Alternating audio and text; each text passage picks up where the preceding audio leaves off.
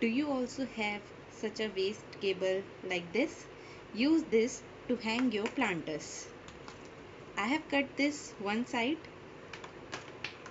and I am inserting in from the inside of my planter.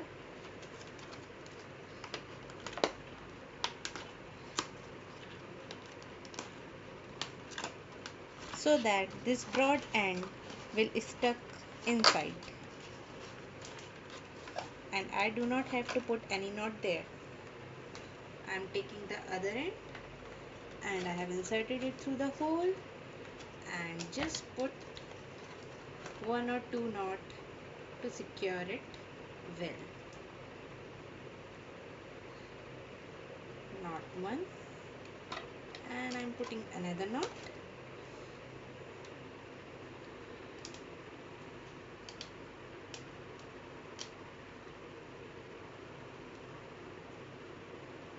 Secure it well and ta-da!